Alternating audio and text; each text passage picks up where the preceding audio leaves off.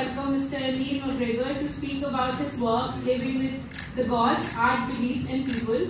This remarkable work has been transformed into both a book and an exhibition. It examines narratives and stories that humans have shared over the past 4,000 years, contextualizing them through works of art and scriptures. Now, of the design, the display, the writing, the narrative, the possibility to walk through time in the presence of great things, which you very possibly hear.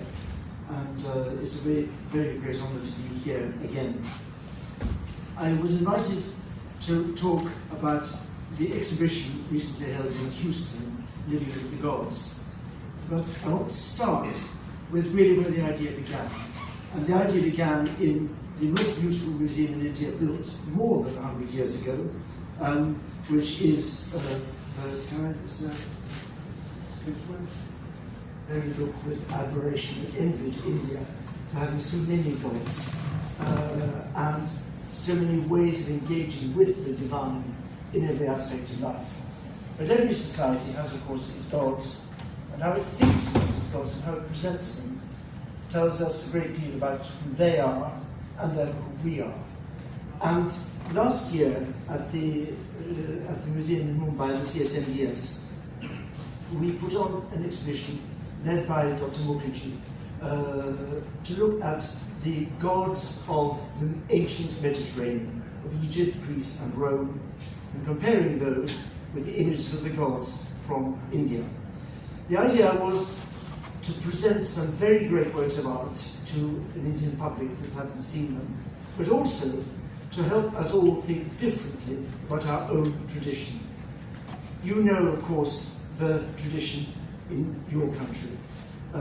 This is one of the view from the rotunda of the CSMBS, the Indian Sculpture Gallery with images from the three of the great Indian religious traditions, the Buddhist, the Hindu and the Jain.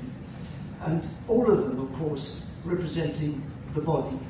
But all of them representing the body and the human body in a way that to a European, but someone who is not brought up in these traditions, is surprising.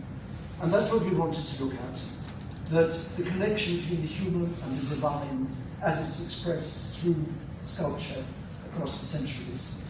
So opposite this connection of Indian sculpture, we brought from the British Museum and from Berlin great examples of Greek and Roman sculpture, this Dionysus, Bacchus, the god of wine, a totally different idea of the body of the god and of the god as a human getting drunk with the grapes.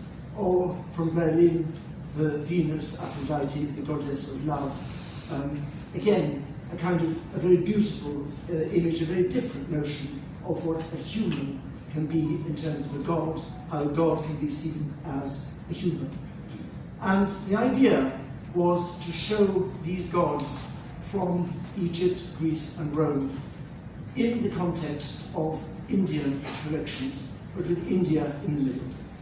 And in the centre, Dr. Mukherjee proposed and found this wonderful image of a totally Indian conception of the divine, unthinkable to the Greek or the Roman tradition, the Varaha, the Adi Varaha, showing the God Vishnu as Varaha rescuing the world. It's that putting together of two different traditions that we wanted to focus on. And the sheer surprise to any European that we can be talking about the same thing.